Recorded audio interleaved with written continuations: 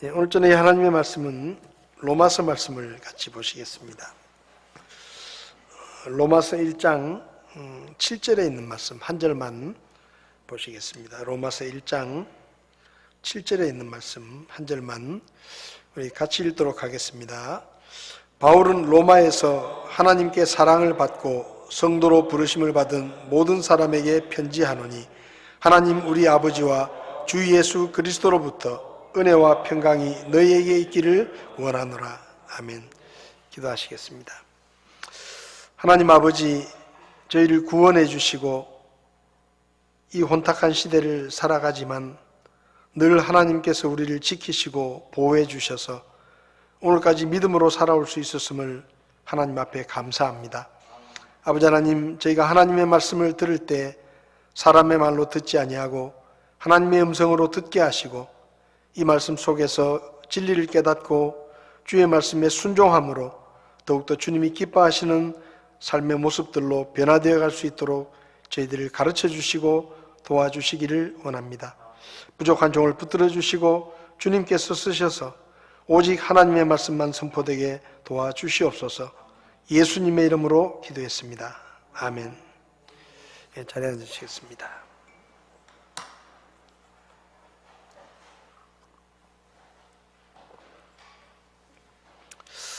로마서는 사도 바울이 로마 교회에 보낸 편지입니다. 지난 시간에 우리가 말씀을 통해서 로마서 1장에서 사도 바울이 로마 교회 성도들에게 이것은 기억하라 라고 말씀하신 것 중에 하나님의 은혜를 기억해야 된다. 특별히 예수 그리스도를 통해서 하나님께서 우리에게 베풀어 주신 은혜를 기억하면서 살아야 된다. 그렇게 말씀을 하면서 구원의 은혜를 기억해야 된다라는 말씀을 제가 드렸습니다. 여러분, 구원은 100% 은혜입니다.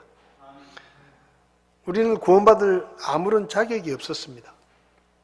근데 하나님께서 그런 우리에게 예수 그리스도를 통해서 예수님께서 우리 죄를 대신하여 십자가에 돌아가심으로 그 예수님을 통해서 구원의 은혜를 우리에게 베풀어 주셨죠.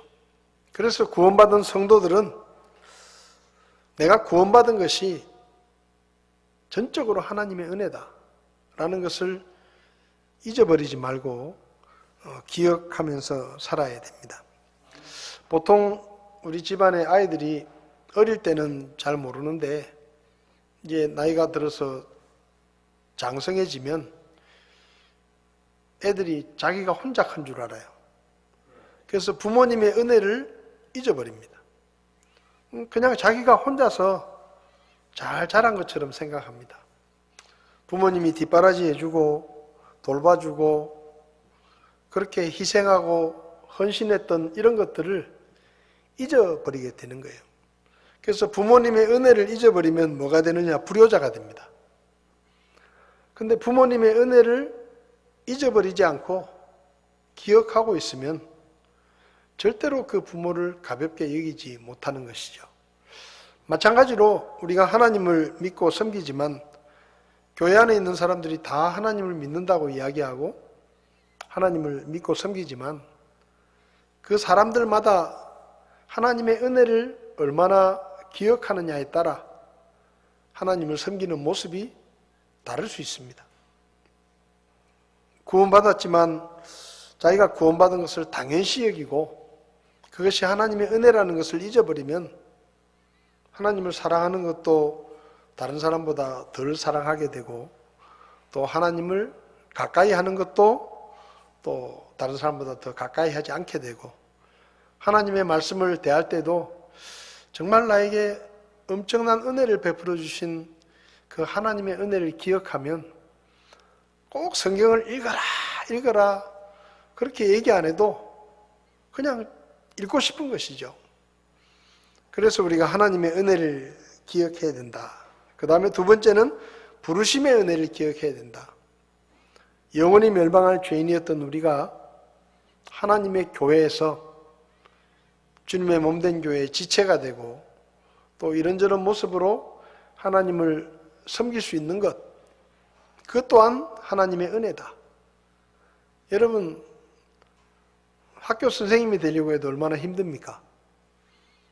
교육대학을 나와야 되고 임용시험을 쳐야 되고 그것도 경쟁률 치열하게 시험을 쳐가지고 합격을 해야 학교에서 선생님을 할 수 있습니다. 근데 여러분, 우리가 하나님의 교회에서 일하는 것은 얼마나 쉽습니까? 내가 헌신만 하면 하나님의 교회에서 일할 수 있습니다. 그러면 어떤 일이 더 중요한 일입니까? 하나님께서 하나님의 일을 우리에게 맡겨주셨는데 이 하나님의 일은 솔직히 이야기라면 대통령이 하는 일보다 더 귀한 일입니다. 왜냐하면 대통령이 하는 일은 이 세상의 일이고 우리가 주님의 교회에서 하는 일은 하나님의 일이에요. 근데 우리는 그 하나님의 일을 할 만한 자격이 없어요. 능력도 없고 하나님의 일을 할 수 있는 지혜도 없습니다. 그리고 우리는 그렇게 믿을 만한 사람들이 아니에요. 우리는 약하고 쉽게 넘어지고 실망하고 자주 포기하기도 하고 그게 우리의 모습이거든요. 근데 하나님께서 우리에게 일을 맡겨주셨습니다. 우리를 믿고 우리를 충성되이 여기시고 그분의 일을 맡겨주셨습니다. 그래서 우리가 교회 안에서 이런저런 모습으로 하나님의 일을 할 수 있는 것은 정말로 큰 은혜입니다. 하나님께 쓸모있는 사람이 되었다는 것, 하나님의 교회에서 무언가 할 일이 있다는 것, 그것은 정말로 큰 하나님의 은혜입니다.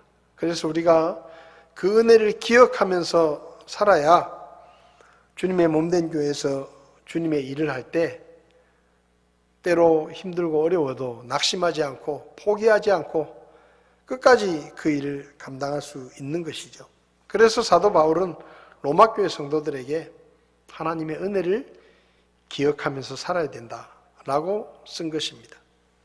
근데 오늘 본문을 보면 우리가 기억해야 할 것이 하나님의 은혜뿐만 아니라 하나님의 사랑을 기억해야 된다라고 바울은 말합니다. 7절을 보면 바울은 로마에서 하나님께 사랑을 받고 성도로 부르심을 받은 모든 사람에게 편지하노니. 그러니까 바울은 로마 교회 성도들을 뭐라고 표현했는가 하면 하나님의 사랑을 받아서 성도로 부르심을 받았다라고 말씀합니다. 여러분, 사람이 누군가에게 사랑을 받는다는 것 기쁘고 행복한 일입니다. 근데 나를 사랑해주는 사람이 좀 특별한 사람이면 훨씬 더 기쁘고 즐거운 일입니다. 예를 들면 표현이 어떨지 모르지만 이름만 되면 다 알만한 사람이 나를 사랑해준다. 굉장히 유명한 사람, 돈이 많은 사람, 그리고 사람들이 다 알아줄 만한 대단한 사람이 나를 사랑해준다. 그건 굉장히 영광스러운 일입니다. 좋은 일이죠. 그냥 아무도 안 알아주는 사람이 나를 사랑해주는 것보다 누군가 사람들이 이름만 되면 잘 알 수 있는 그런 대단한 사람이 나를 사랑해준다 하면은 그건 굉장히 기분 좋은 일입니다. 근데 오늘 본문을 보면 로마 교회 성도들을 향해서 너희는 로마에서 하나님께 사랑을 받았다. 여러분, 로마가 어떤 곳입니까? 우상의 중심지이고 로마는 이방 문화의 중심지입니다. 그러니까 쉽게 말하면 제가 처음 대구에 왔을 때 좀 많이 놀랐습니다. 왜냐하면 전도지를 가지고 이렇게 골목골목을 좀 다녀보면은요, 대략 한 골목에 두세 개 정도는 점집이 있어요. 대나무를 꼽아놓고 무슨 보살, 동자, 도사 이런 사람들이 얼마나 많은지 몰라요. 대략 그 골목을 이렇게 쭉 지나가면 한두 집은 그런 집이 있어요. 깜짝 놀랐어요. 와, 이런 데가 있구나. 왜냐하면 딴 데는 이렇게 많지 않은데 대구는 유난히 많아요. 그리고 또 대구는 유난히 대로변에 절이 많습니다. 대로변에. 물론 다른 도시에도 절이 있긴 있는데 이렇게 많은 도시가 별로 없어요. 그래서 웬만한 대로변에 지나가면 큰 규모의 절들이 이렇게 있는 것을 봅니다. 이 당시에 로마도 그런 곳이었습니다. 온갖 우상들이 중심적으로 모여 있는 곳이 바로 로마였습니다.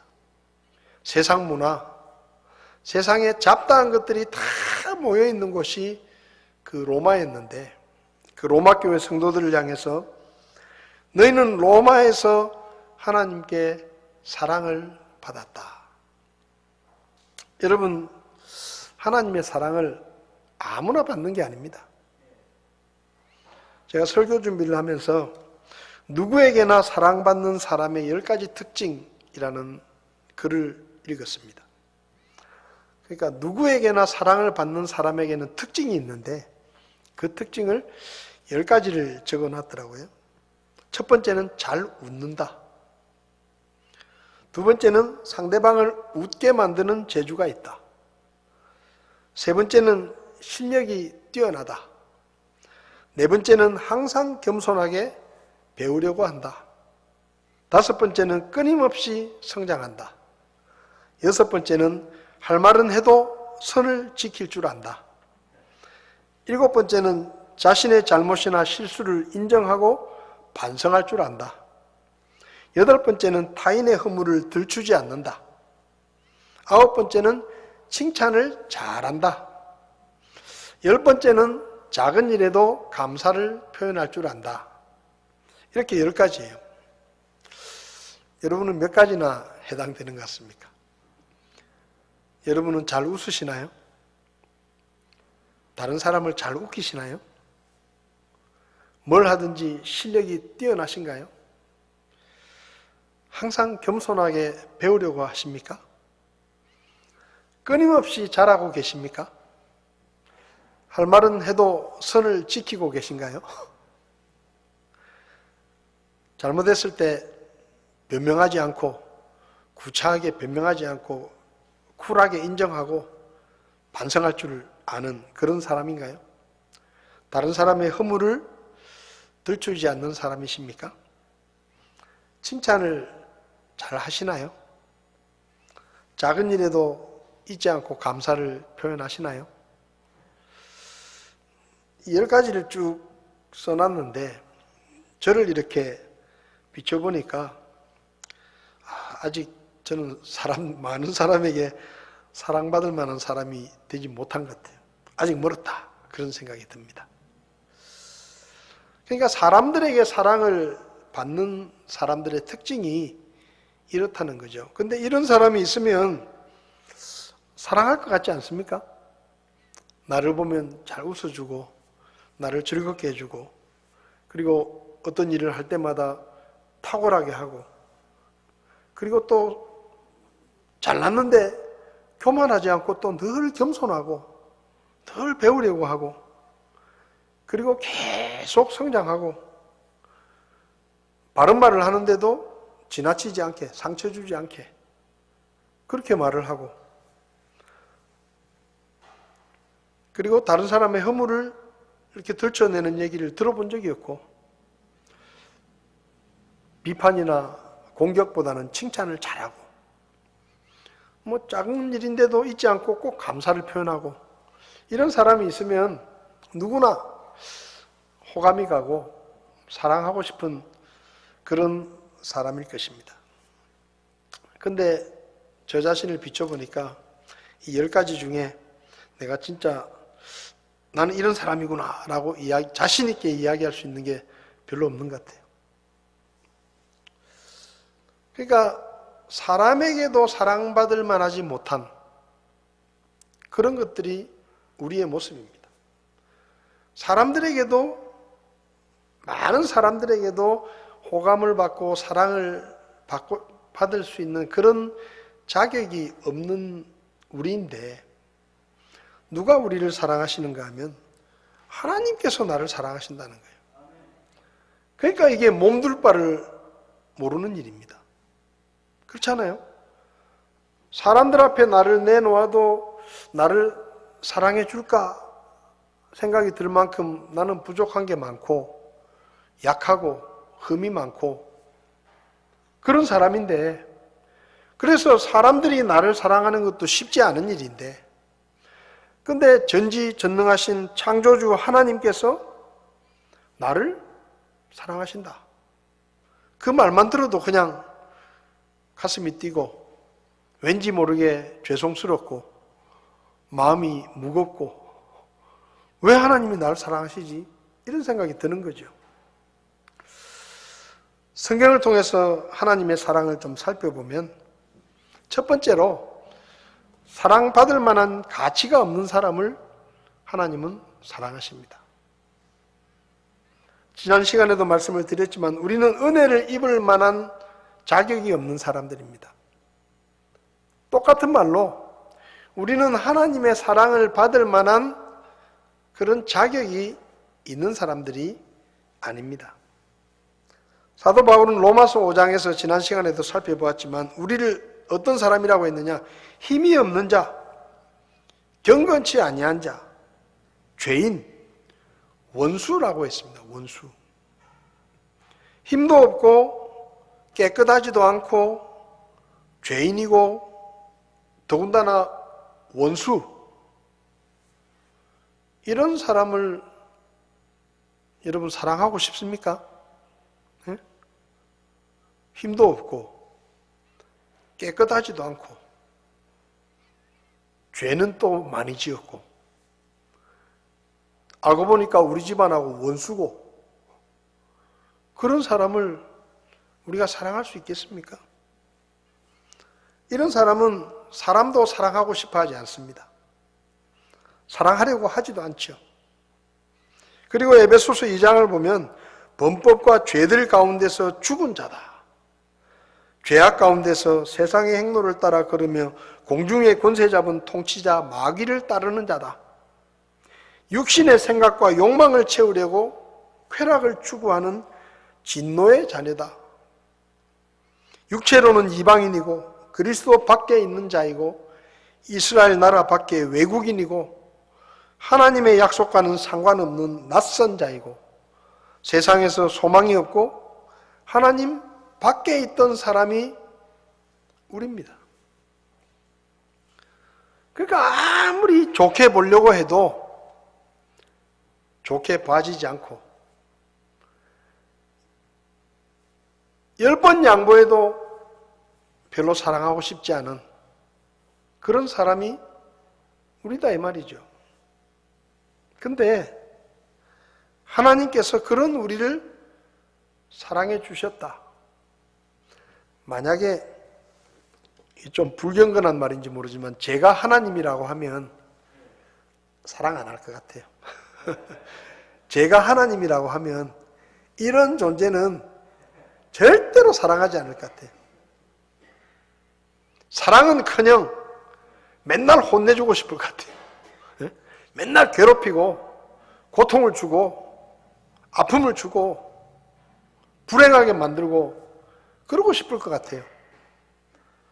그런데 사람인 저도 사랑하고 싶지 않은 이런 존재인 그런 우리를 하나님께서 사랑해 주셨다. 하나님이 누굽니까? 우주에서 가장 높고 위대하시고 가장 영광스럽고 가장 존귀하신 분이 하나님이십니다. 근데 그 하나님이 누구를 사랑했느냐? 우주에서 가장 낮고 비천하고 더럽고 추하고 악하고 보잘것없고 가치 없는 그런 저와 여러분들을 사랑해 주셨다는 거예요. 아무 자격이 없는데 이거 하나만 해도 이 이유 하나만 해도 우리는 절대로 하나님의 사랑을 잊어서는 안 됩니다. 정말 사랑할 수 없는 우리를 이 세상에서 가장 높고 귀하신 분이 사랑해 주셨다. 이것만 생각해도 말 그대로 백골난망입니다. 백골난망이에요. 어떻게 하나님 같은 분이 저 같은 사람을 사랑하실 수 있습니까?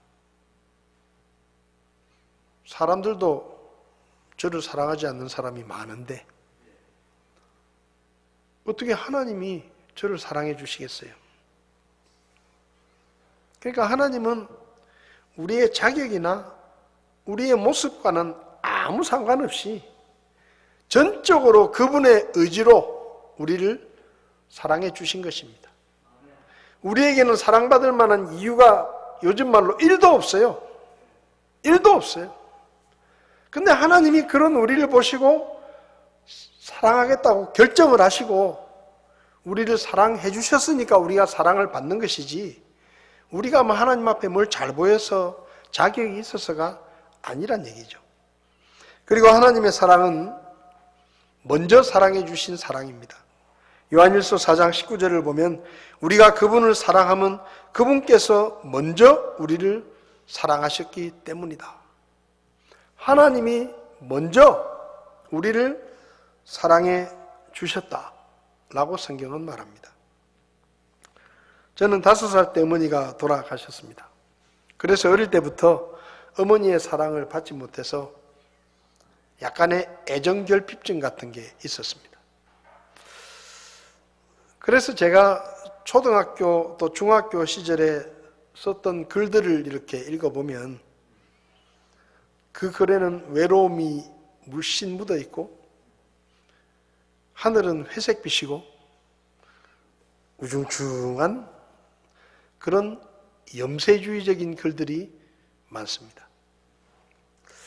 어린 시절에 저는 굉장히 내성적이었고, 그리고 다른 사람들 앞에서 말 한마디 하는 것도 자신 없어 하는 그런 소극적인 성격의 소년이었습니다.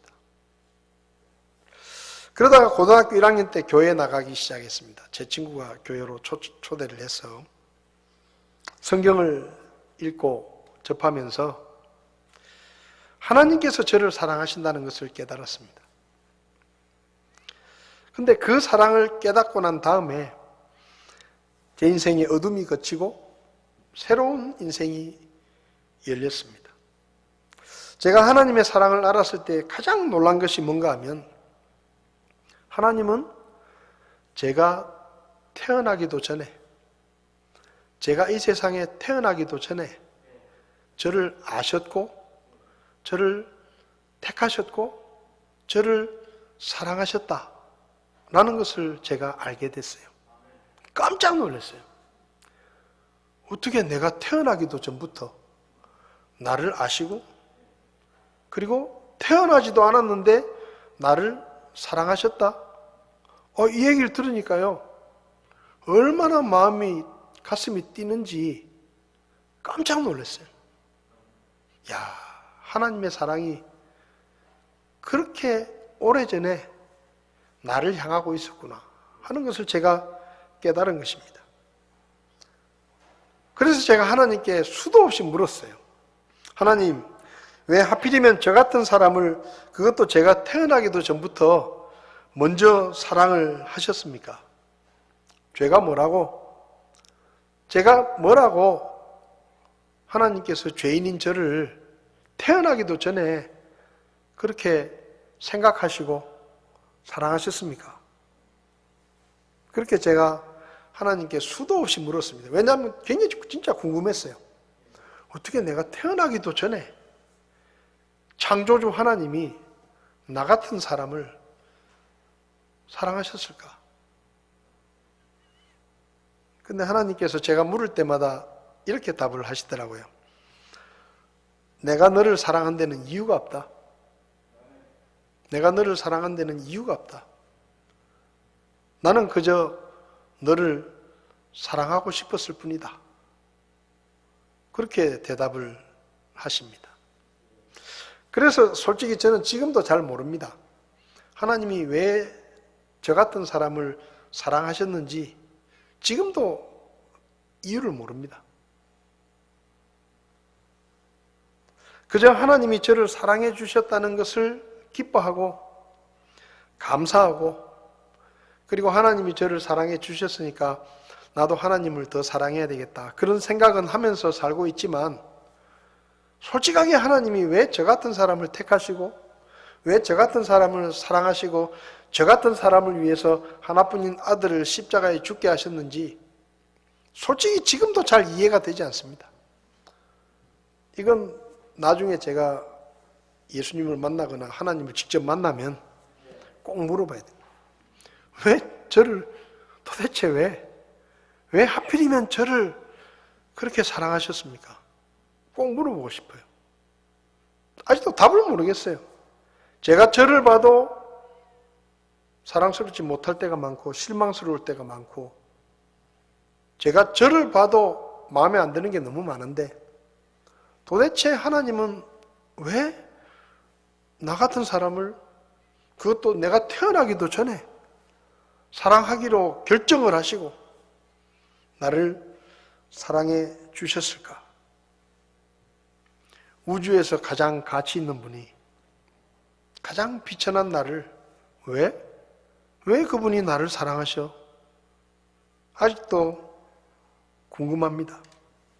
그 사랑이 고맙기는 하지만 아직도 솔직하게 그 이유는 잘 모르겠습니다.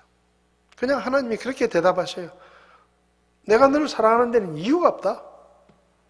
그냥 너를 사랑하고 싶었다. 그래서 내가 너를 사랑한다. 에베소서 4장을 보면 사도 바울도 그렇게 말합니다. 에베소서 1장 4절에 곧 우리가 사랑 안에서 자신 앞에 거룩하고 흠이 없게 하시려고 세상의 창건 이전에 그분 안에서 우리를 택하셨다. 그러니까 하나님께서 예수님 안에서 우리를 택하셨다. 언제? 세상을 만드시기도 전에.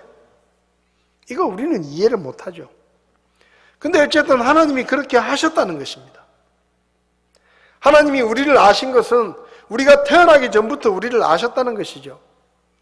하나님이 우리를 사랑하신 것도 우리가 태어나기 전부터 우리를 사랑하셨다는 거예요. 그래서 이유가 없는 거예요.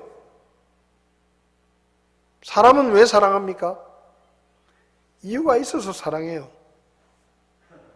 내 눈앞에 보이니까, 내 마음에 드니까 사랑하잖아요. 근데 하나님은 내가 있기도 전에, 내가 태어나기도 전부터 나를 딱 찍어 놓으시고 나를 사랑하기로 결정하시고 나를 사랑하셨다는 겁니다. 그래서 하나님의 사랑을 먼저 사랑하셨다라고 말하는 거예요. 먼저 사랑하셨다. 내가 태어나기도 전에. 그러니 우리가 이 사랑을 잊으면 되겠습니까? 그리고 하나님의 사랑은 가장 귀한 아들도 아끼지 않고 내어주신 사랑입니다. 요한복음 3장 16절을 보면 하나님께서 세상을 이처럼 사랑하사 자신의 독생자를 주셨다. 저는 이 성경을 혼자서 읽을 때는 하나님께서 세상을 이처럼 사랑하사라고 읽지 않습니다. 제가 혼자서 읽을 때는 하나님께서 동수를 이처럼 사랑하사 자신의 독생자를 주셨다. 사람은 어떻게 하죠? 더 귀한 것을 위해서 덜 귀한 것을 버립니다. 그죠? 더 소중한 것을 위해서 덜 소중한 것을 버립니다. 근데 하나님이 저하고 예수님하고 둘 중에 하나를 버리셔야 되는데 뭘 버리셨느냐? 저를 구하기 위해서 예수님을 버리셨어요. 하나밖에 없는 아들을 버리셨어요. 그러니 이게 이해가 됩니까? 이게 기가 막히는 일이에요. 내가 뭐라고? 내가 뭐 그렇게 귀하다고 하나님께서 하나뿐인 아들을 기꺼이, 억지로가 아니고 기꺼이 포기하시고 버리시고 나를 선택하셨다는 겁니다.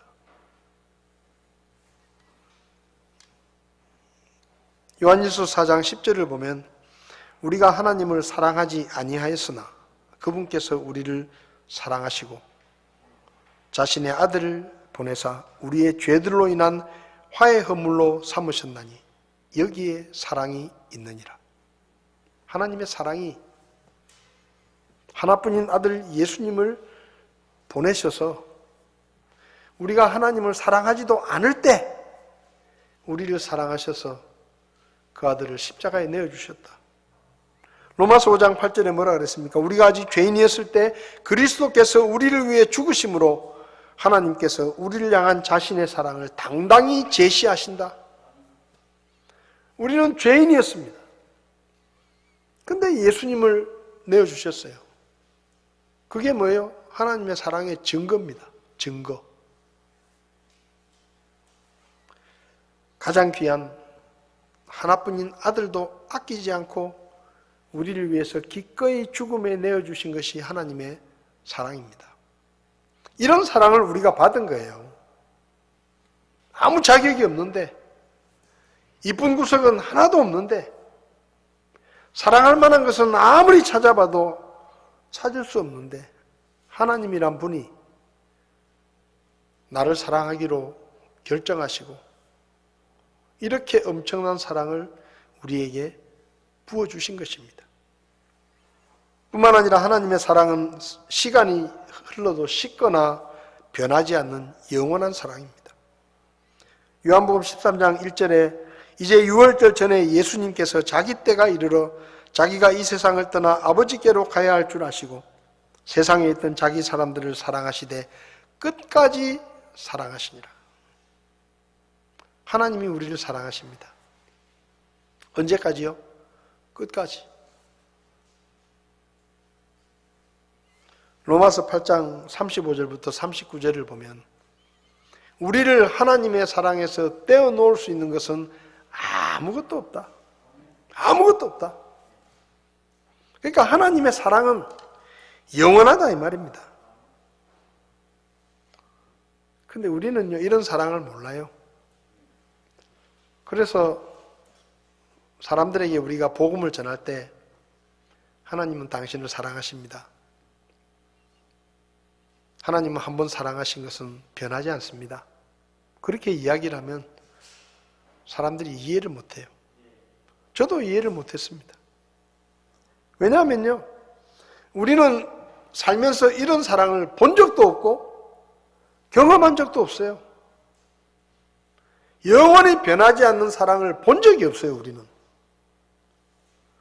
얼마나 많은 사람들이 사랑을 고백하고 죽을 때까지 변하지 않겠다고 맹세합니까? 근데 그런 사랑이 속절없이 변하는 것을 우리는 수도 없이 봤어요. 친구들이 나를 향해 사랑을 고백하고 연인들이 나를 향해 사랑을 고백하고 수많은 사람이 나를 향해 사랑을 고백하지만 우리는 그 사랑이 영원하지 않다는 것을 너무 잘 알아요. 왜? 수없이 봤잖아요. 별것도 아닌 것 때문에 그 사랑이 깨지는 것을 우리는 수도 없이 봤어요. 그래서 우리는 사랑을 안 믿어요. 근데 하나님이 말씀하십니다. 내 사랑은 변하지 않는다. 내 사랑은 영원한 사랑이다. 근데 우리는 한 번도 그런 사랑을 경험해 본 적이 없어요. 그래서 우리는 자꾸 하나님의 사랑을 의심해요. 에이, 하나님도 내가 망가지고 내가 초라해지고 내가 죄를 짓고 하나님 앞에 내가 형편없는 모습이 되면 하나님의 사랑도 식어지고 변할 거야. 그렇게 생각해요. 근데 아까 말씀드렸죠. 하나님이 우리를 언제 사랑하셨다고요? 내가 태어나기도 전에. 내가 태어나기도 전에 하나님이 나를 사랑하신 겁니다. 그래서 하나님의 사랑은 끝이 없는 거예요. 왜? 내 밑바닥을 다 보셨잖아요. 내가 얼마나 형편없는 모습인지 그분은 다 보셨어요. 그분은 우리에 대해서 더 실망할 게 없습니다. 그분은 우리에 대해서 더 기대할 게 없어요. 우리가 가장 밑바닥일 때 우리를 보셨잖아요. 그래서 저는 좀 뻔뻔스럽지만 가끔 하나님 앞에서 이렇게 기도할 때 있습니다. 하나님, 제가 그래도 구원받기 전보다는 낫잖아요. 제가 구원받기 전에 하나님을 모른 척하고 하나님의 말씀을 무시하고 누나 성경책을 갖다 내버리고 그렇게 그럴 때보다는 구원받은 제가 지금 훨씬 더 이쁘잖아요. 예? 저는 그래서 제 멋에 살아요. 하나님, 제가 좀 실수했지만요, 제가 좀 부족하지만 그래도 제가 구원받기 전보다는 훨씬 낫잖아요. 예? 제가 구원받기 전에 얼마나 하나님 제가 미우셨어요. 하나님 모른 척하고 누가 전도지 주면 국에서 내버리고 예? 하나님을 알려고 하지도 않고 하나님을 믿어주지도 않고. 그런데 지금은 뭐예요? 그래도 제가 하나님 지금 믿어드리잖아요. 예? 제가 하나님을 믿고 있잖아요. 제가 구원받기 전에는 제가 무슨 하나님 앞에 찬송을 한 고지 했습니까? 근데 지금은 제가 하나님 앞에 자주 찬송도 드리잖아요. 하나님을 믿고 있잖아요. 좀 뻔뻔스러울지 모르지만은 그래서 저는 하나님 앞에 늘 하나님의 사랑을 저는 의심하지 않습니다. 왜냐하면 내가 제일 밑바닥일 때 하나님이 나를 보셨거든요. 그리고 그때 나를 향해서 사랑한다고 말씀하셨거든요. 그래서 저는 하나님의 사랑을 의심하지 않습니다. 왜요? 내가 제일 형편없을 때 그때 하나님이 옆에 와가지고 저에게 내가 너 사랑한다 그렇게 말씀하셨잖아요. 그때 비교하면 지금은요, 아이고 대단한 거예요. 제가 지금은 제가 인간이 됐어요. 그렇다고 뭐 훌륭하다는 건 아니지만 예수 믿기 전하고 지금하고 비교하면 하나님 앞에서 제가 얼마나 개선이 됐는지 모릅니다. 제 믿음도 처음 구원받을 때 믿음보다 지금이 훨씬 더 자랐잖아요. 그 하나님이 보실 때 얼마나 제가 사랑스럽겠어요. 이게 제 착각인지 모르지만 저는 그런 맛에 살아요. 그냥 뭐 사람들이 나한테 뭐라 말하든지 간에 이야기하려면 이야기해라. 하나님은 그래도 옛날보다 나를 더 사랑하신다. 내가 그래도 지금은 좀 낫다. 응? 여러분, 하나님은 우리의 뭘 보고 사랑하신 게 아니에요. 우리가 태어나기 전에 결정을 해놓으신 거예요. 내가 사랑하겠다. 그래서 우리가 뭘 좀 잘못하고 우리가 좀 실패하고 우리가 좀 넘어지고 우리 모습이 좀 망가지더라도 하나님은 절대 우리에 대해서 실망하지 않습니다. 그래서 그분의 사랑은 변하지 않는 거예요. 그분이 결심하신 거니까. 내가 무슨 자격이 있어서가 아니라. 성경을 보세요. 하나님께서 그분의 아들을 이 땅에 보내서 죄인을 구원하시겠다고 계획하시고 실제로 예수님이 이 땅에 오셔서 십자가에 죽으셨을 때 그동안에 4,000년이라는 시간이 있었습니다. 근데 하나님의 사랑이 4,000년 동안 변하지 않았어요. 그래서 하나님이 약속대로 예수님을 보내셔가지고 우리를 구원하신 겁니다. 여러분, 우리가 하나님의 사랑이 영원하다는 걸 어떻게 압니까? 4,000년 동안 안 변했잖아요. 하나님의 사랑이 4,000년 동안 조금도 식어지지도 않았고 바뀌지도 않았어요. 그래서 우리가 믿는 거예요. 아, 하나님의 사랑은 사람의 사랑과는 다르구나. 내가 하나님의 사랑은 의심할 필요가 없구나. 하나님이 나를 사랑하신다고 말씀하시면 액면 그대로 하나님이 나를 사랑하신다고 내가 믿어도 되겠구나. 그런 확신이 우리 속에 생기는 거예요. 여러분, 하나님의 사랑은 영원한 사랑입니다. 우리가 살다 보면 사람들의 사랑 때문에 상처를 받아요.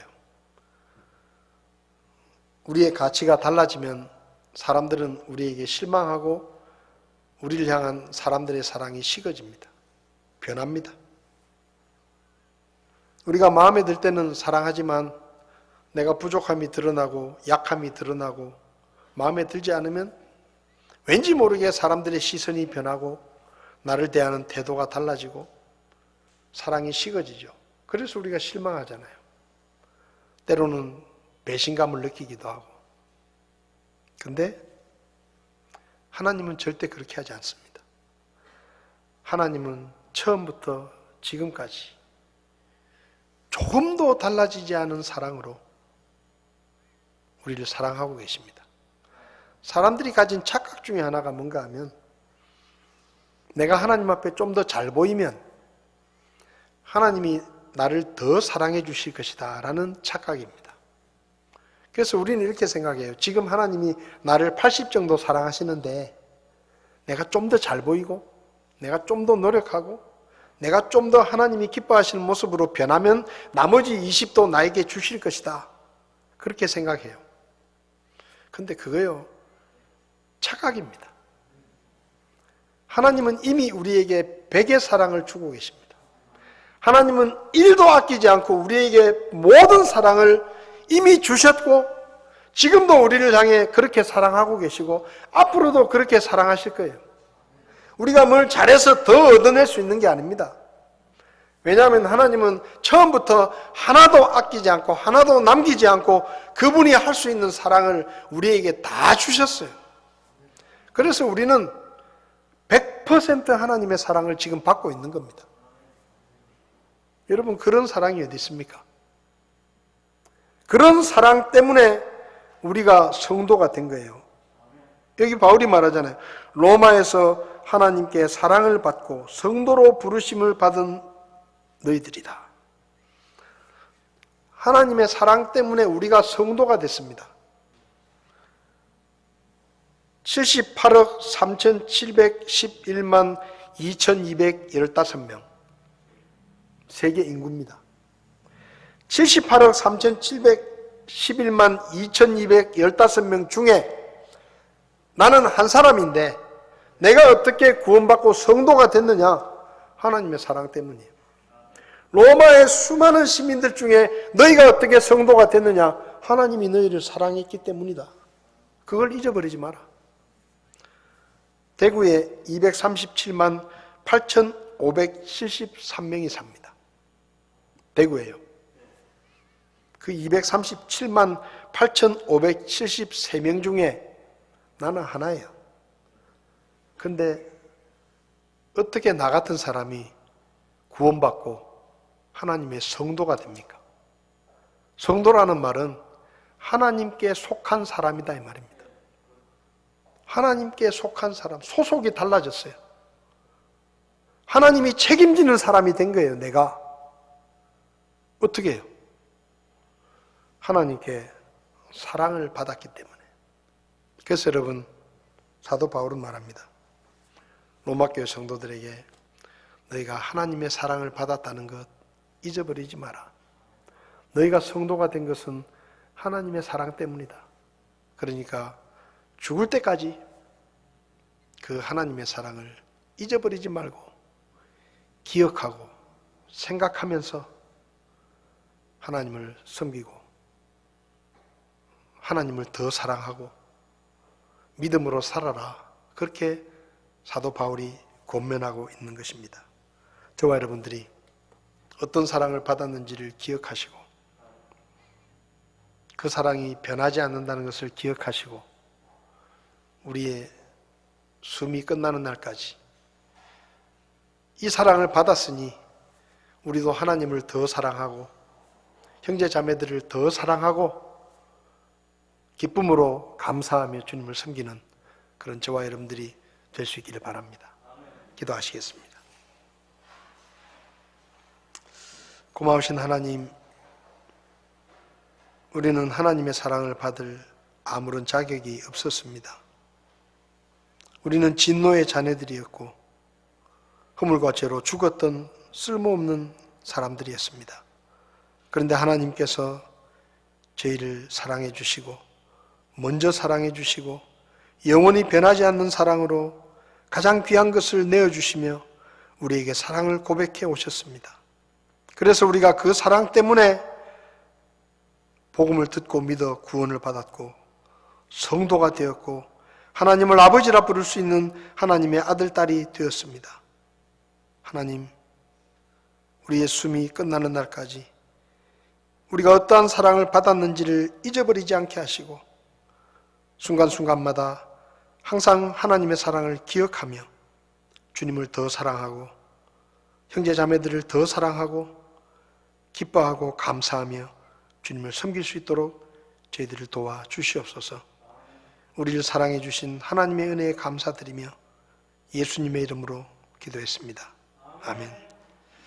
예배를 마치겠습니다.